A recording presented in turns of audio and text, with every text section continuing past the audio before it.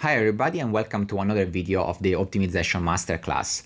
So this class is going to be based on the course that I do at Imperial College, which is based on this book, Convex Optimization, of Stephen Boyd and Lieven Vandenberger. If you haven't followed the previous lectures in this series, please check the link over here. Remember that you can download the material that I use to teach the class, so the so-called smart handouts, from the link in the description down below. If you have suggestions on future topics that you would like that I cover in this masterclass, please leave it in the comments below. Thank you very much and enjoy the course. We now develop a calculus for convex functions, which allow us essentially to establish convexity of complex functions using the examples that we have seen up to this point. So we first start with simple operations, okay? The first operation that we look at is a non-negative weighted sum of convex functions. So you take several convex functions f1 to fm, you add them together by multiplying them for some positive non-negative weights, to be precise, and the resulting function is going to be convex, okay?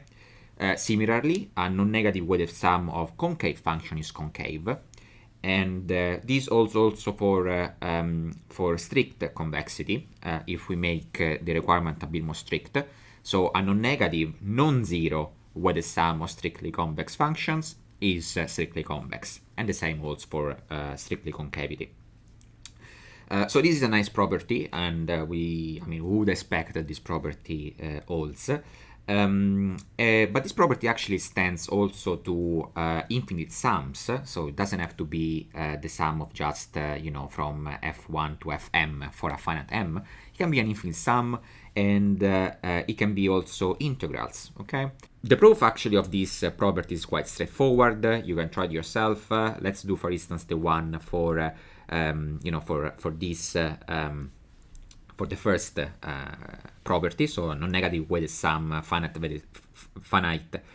weighted sum, and can be done in different ways, and we will actually use the epigraph to prove this. So we know that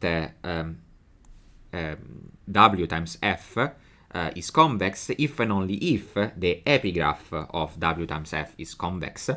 But this epigraph can be written as a linear map of the epigraph of F, okay? And then we know that this is going to be convex because, okay, F is convex.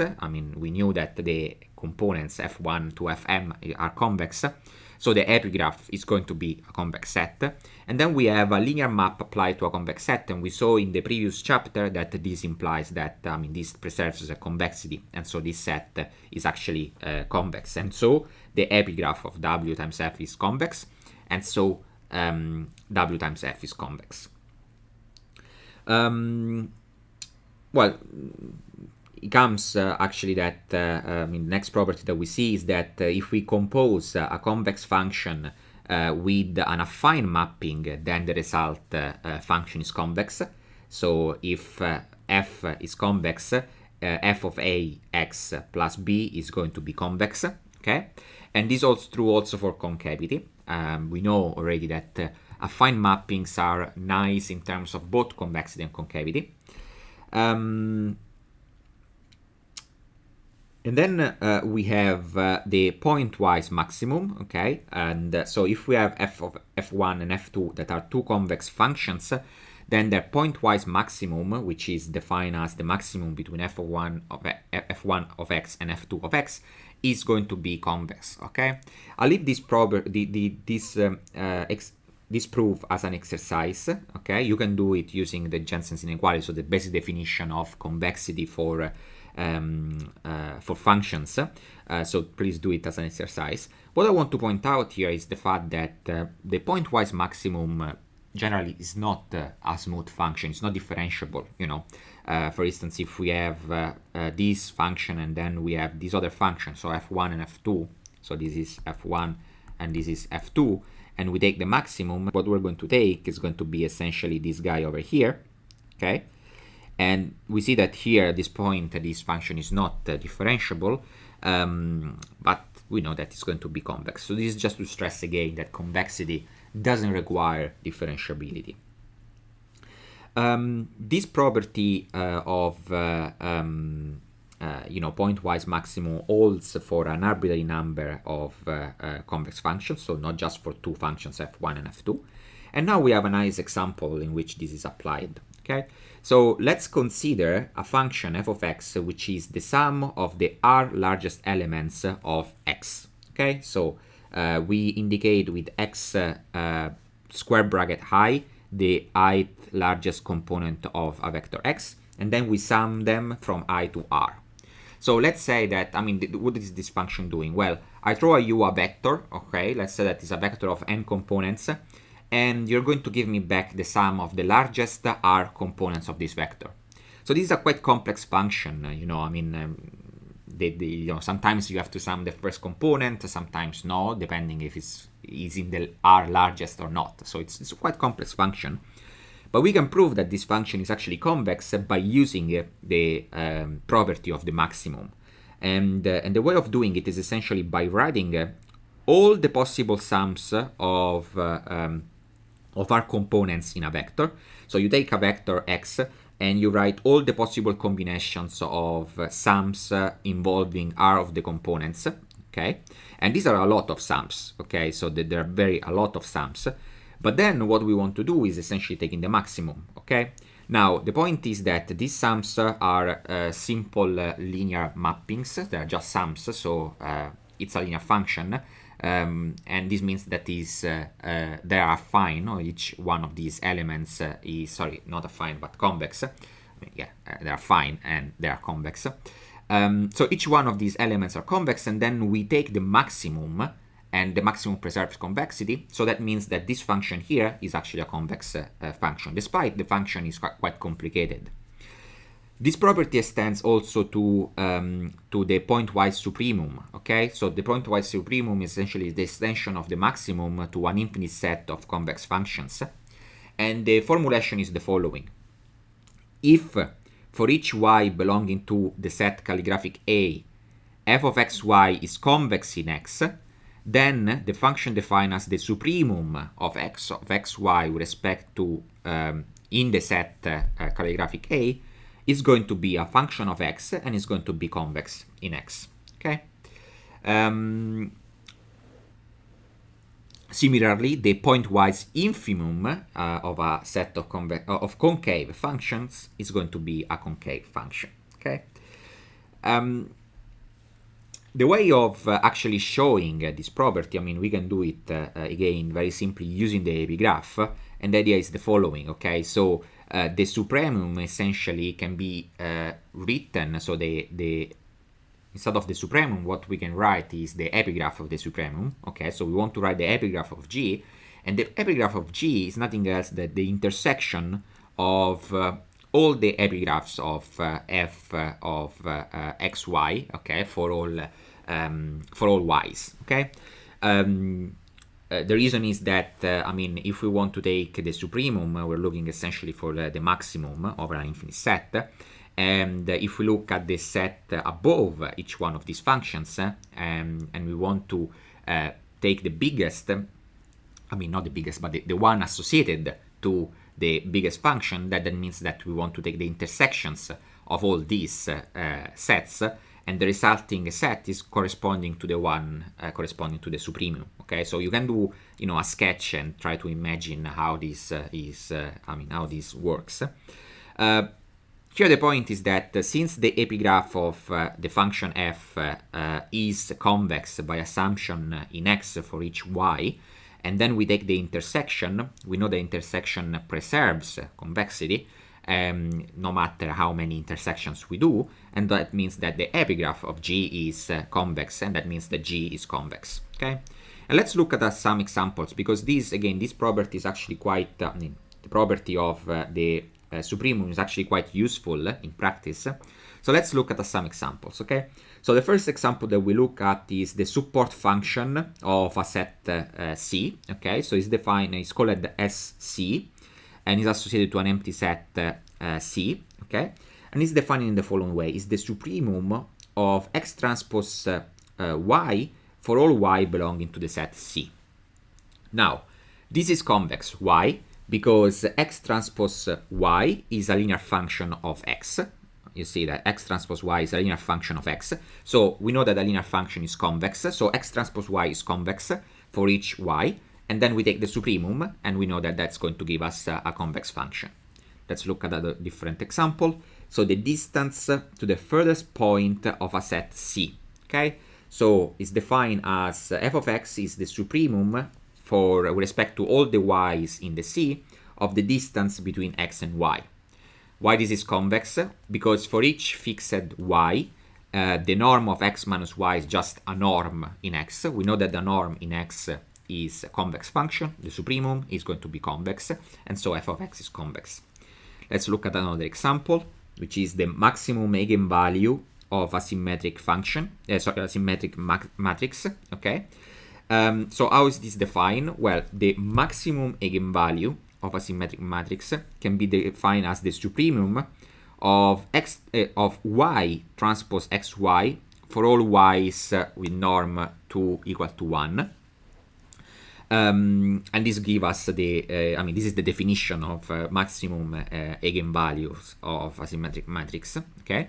Why this is convex? Because y transpose xy is a linear function in x. Okay, so this please pay attention that it's true that we have y transpose y, which is quadratic in y, but we don't care about that. Now we care about the linearity in x, okay, because our variable is x. So we know that y transpose xy is linear in x. That means that it's a convex function. And then we take the supremum, and that's going to give us still a convex function. And so the maximum eigenvalue of a symmetric matrix is convex. Okay. So the examples above essentially show that a good method for establishing convexity of a function is essentially to expressing as the pointwise supremum of a family of affine functions. Okay. We've seen that using this technique we can establish convexity of quite complex functions. There is a technical converse, it's not useful in practice, but we can say it, that almost every convex function can be expressed as the pointwise supremum of a family of affine functions, okay? But again, this is not really useful for us for this course. Now we look at more general composition rule. Okay, so if we're given two functions and we compose one function with the other, is the resulting function going to be convex or not? So we start with a very special case, and then we will see that actually this generalizes to actually a very general case. The special case that we consider is a function h, which goes from R to R, so it's a scalar function. We consider a function g, which goes from R to R, and we assume that these functions are twice differentiable and with domain R. Okay, all these assumptions are not actually needed, but for now we made it because it makes this intuition simpler to develop. Okay, what we want to do is to establish the convexity of the composed function f of x, which is h of g of x. Okay.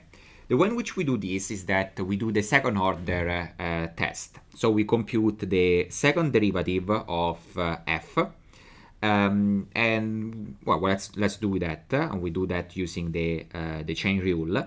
And so we end up, okay, we first do the first derivative, and then we do the second derivative, which is going to be the derivative of the product, and so we end up with two terms over here.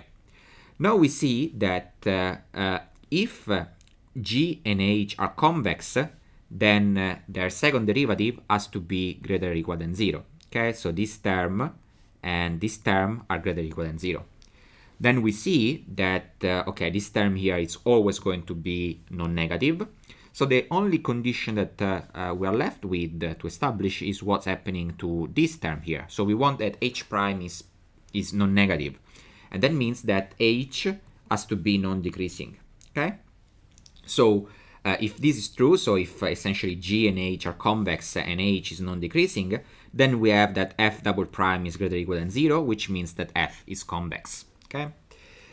So it turns out that actually this rule, this type of rule actually applies to general functions in higher dimension and without assuming the existence of derivatives.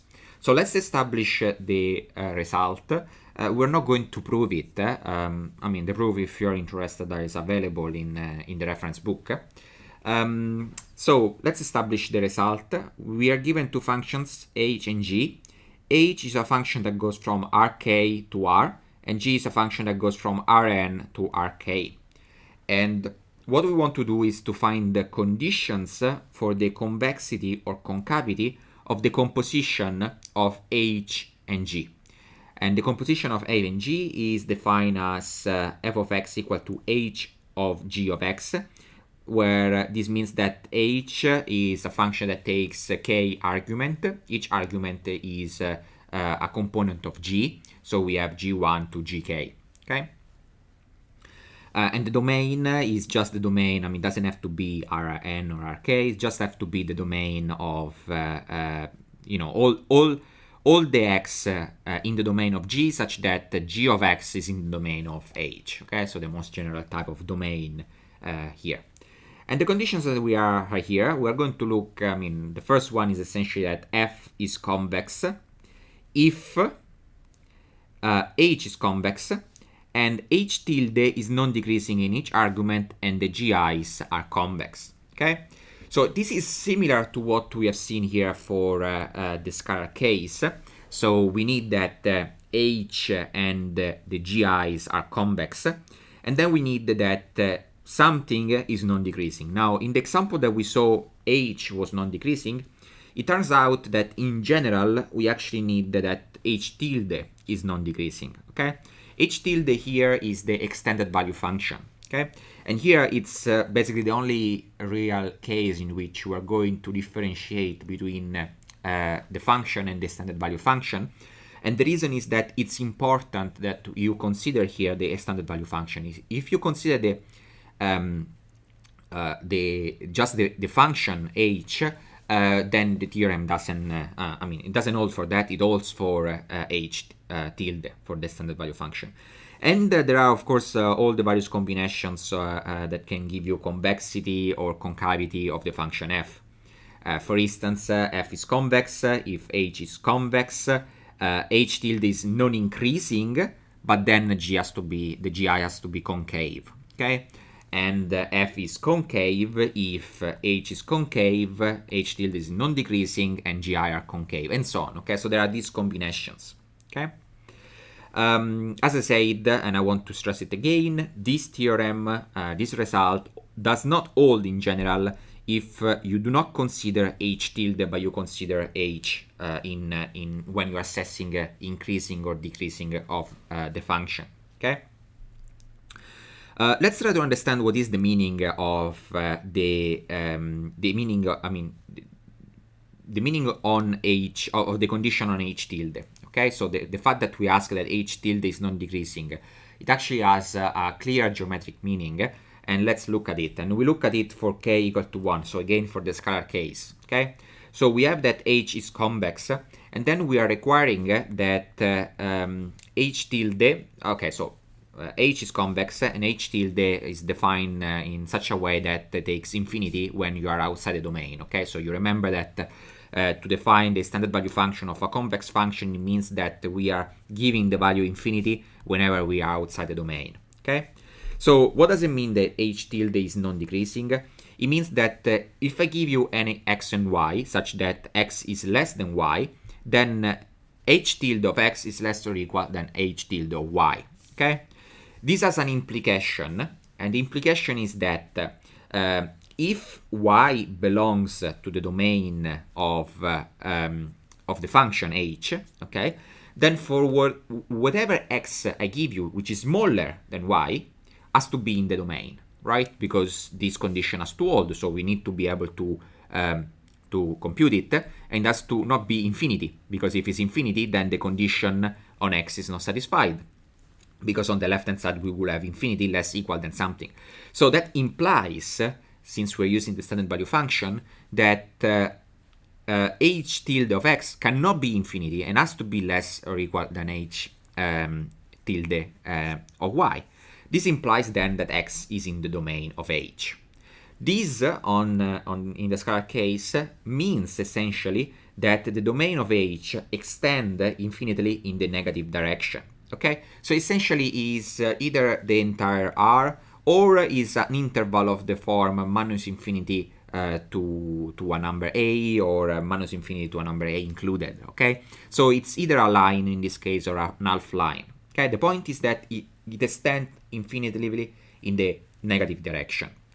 And this is the meaning essentially. I mean, it's essentially this condition on the fact that we want that H tilde is non-increasing is really a condition on a property of the domain of this H. Okay, that's why we ask it for the H tilde, because it carries this additional condition on the domain. Okay, let's look at some examples. Okay, so to try to understand a bit better this. So if h of x is the log of x, well, the log of x is, I mean, the domain of the log of x is r++. And so that means that when we are at 0, it takes value infinity, sorry, minus infinity. Why? Because log x is a concave function. So that means that the standard value function of the log takes values of minus infinity when you're not on the domain. Okay, so you have to remember that for a concave function, the extension takes values of minus infinity. So if we do a sketch, I mean, basically the sketch is the following.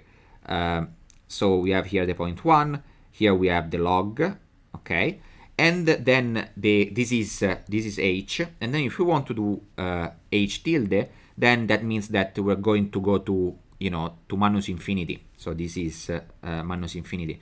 And you see that this function is non-decreasing, okay? I mean, you stay at minus infinity and then you start to increase, okay? So it's a non-decreasing function, okay? Let's look at another example. This is x power 1/2. Again, this is another example of concave function. So if we represent it, it's going to behave in this way. If we consider instead of h, we consider h tilde, then again, since this is concave, the standard value function is going to be minus infinity when the function is not defined. And again, we can see that this is a function that is non-decreasing. Okay.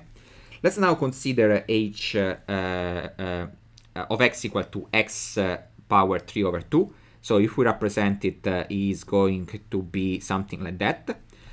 Now, this function here, it's concave, it's convex, okay? So, since it's convex, the extended value function is going to be infinity, and then it is going to be the normal function when it's defined.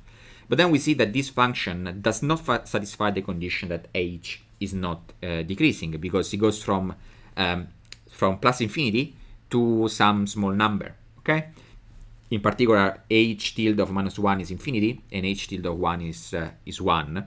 And this shows that the function is non-decreasing. Okay, so these are just examples to understand, what these conditions. I mean, how do you check that h tilde is decreasing or non-decreasing, and so on, and what that means.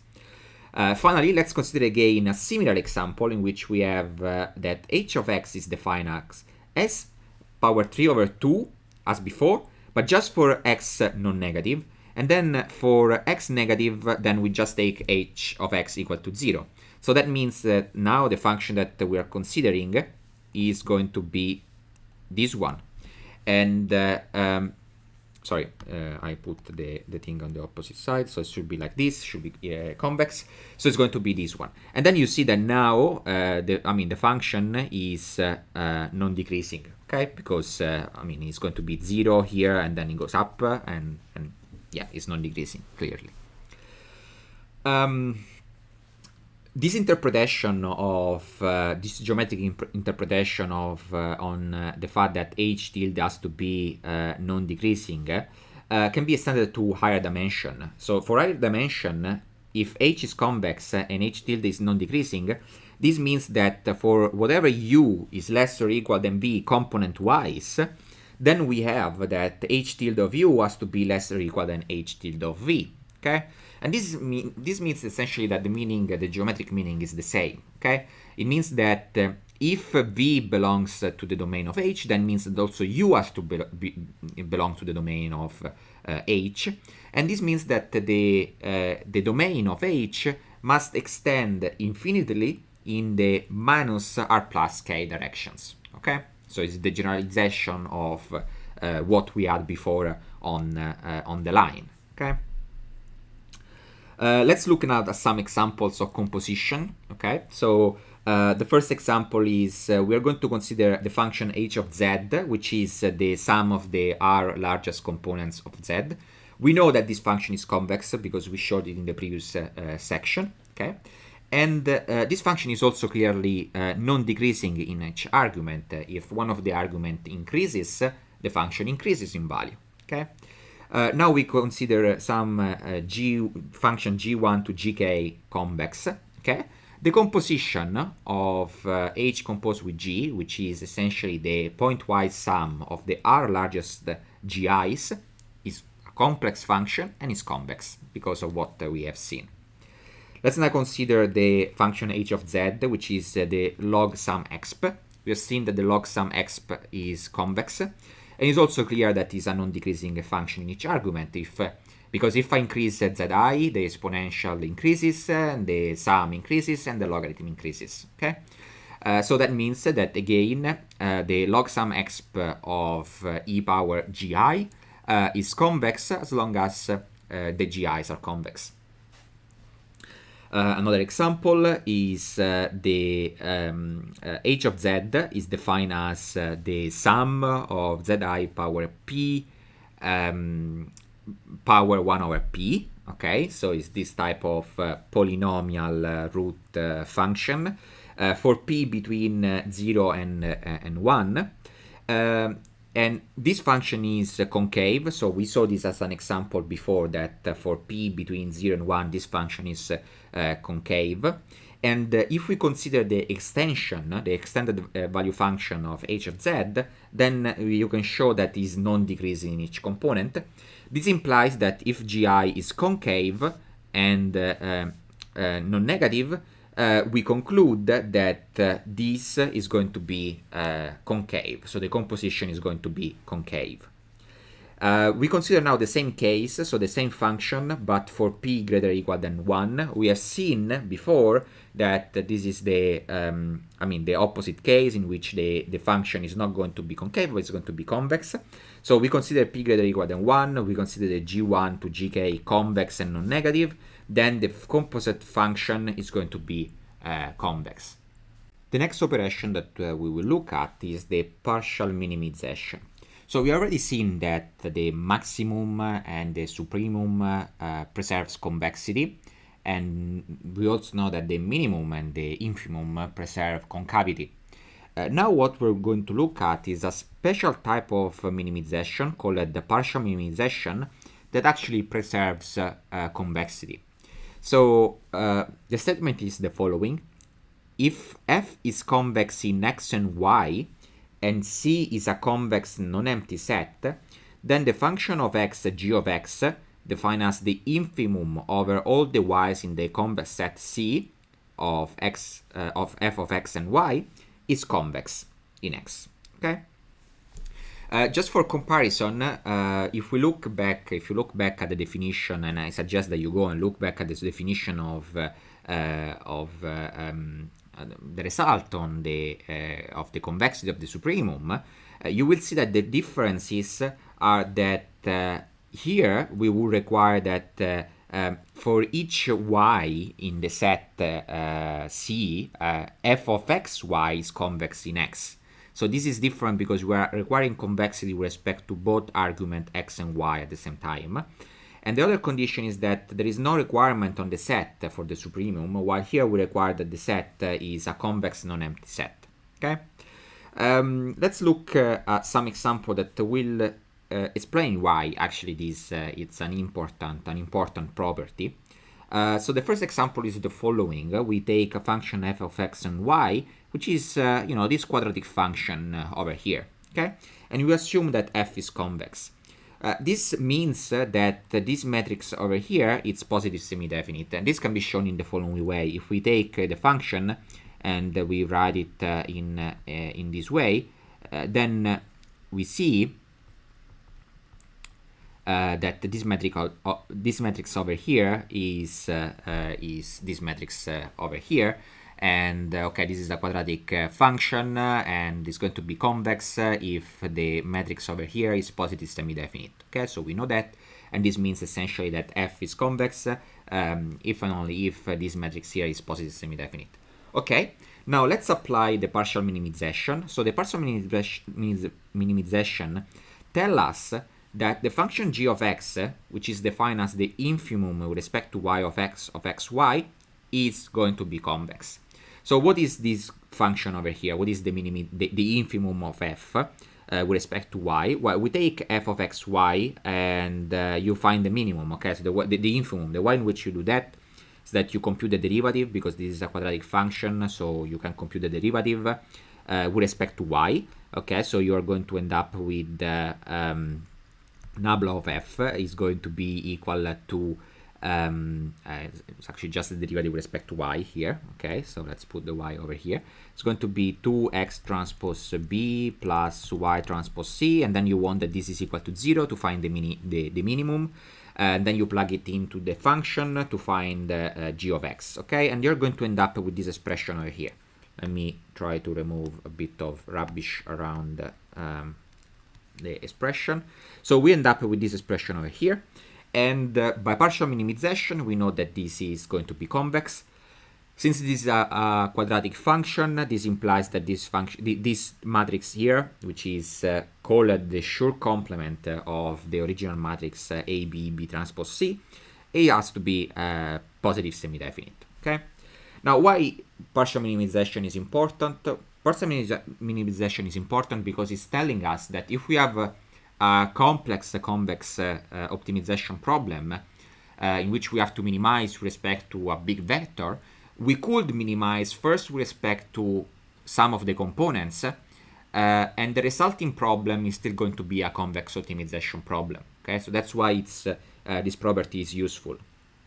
Let's look at another example, and we look at the distance to a set. So we already established that the distance to the furthest point of a set is convex, and now we show the fact that also the distance to a set, which is the distance to the closest point of a set, is convex. Okay, the way of doing that is that we express the distance between a point x and a set S, where S is convex. Remember that is one of the conditions for this result. Is the infimum of the norm of x minus y with respect to all the y's belonging to the convex set S. Well, I mean, the distance is going to be convex by partial minimization, because the set S is convex and the norm is convex in x and y. Okay, and this shows proof the result. We now look at the last example, which is the perspective of a function. So the perspective of a function is defined in the following way. So the perspective function g of a function f is defined as t times f of x divided by t. Okay. So this is a function. I mean, it has to do with the with the perspective mapping, and actually we will use this to prove that this that g is going to be convex if f is convex. Okay. In fact, the perspective function preserves both convexity and concavity of the function f. Okay. There are different ways of proving this. We will look at a proof based on the epigraph. So we know that G is convex if and only if the epigraph is convex. A point xts belongs to the epigraph if and only if G is less equal than S. Okay, which means by dividing everything by t, assuming that t is positive, is going to give us this expression over here that f of x divided by t is less equal than s divided by t. And this can be interpreted as a point in the epigraph of f. And we know that the epigraph of f is convex because f is convex. Okay. So what we have here, essentially, we have shown that the epigraph of G is the inverse image of the epigraph of f under the perspective mapping given over here. Now we know that the perspective mapping preserves convexity, and we know that the inverse image of a function preserves convexity. So the composition of the two operations is going to preserve convexity, and so we have that g, the perspective function, is convex. Let's look at some examples. The function g of xt defined as x transpose x divided by t is convex for all t greater than 0. And this is true because this is the perspective function of x transpose x, which is convex. Two observations here that I want to make. The first is that you can prove this result using other results that we have seen before, like for instance the quadratic over linear example. The numerator is quadratic, the denominator is linear, so this is going to be convex. And the other observation is that, this is an interesting function because it's telling you that if you take a vector and you take the norm of this, the norm of the first, of all the components apart from the last, and you normalize with respect to the last, you're still going to get a convex function, which is an interesting, property. The relative entropy, which is defined as t log t minus t log x, is convex, and this can be shown using this perspective function. And essentially, this is shown by applying the perspective function to the function minus log x. So g of xt is going to be equal to t f of x divided by t, which is going to be minus t f of... I'm sorry, my t's are a bit ugly, but what I wrote there is a t. So this is going to be minus t log of x t, okay? And then we just apply the properties of the logarithm. So we have minus t of log x minus log t, and this is nothing else that t log t minus t log x, which is essentially the definition of the relative entropy. Okay. The last example is, we can compose the perspective function with the affine function, and we can show that if t is c transpose x plus d, then the function g of x defined in this way, which is quite complex function, is going to be convex because again is the composition of an affine mapping and the perspective function.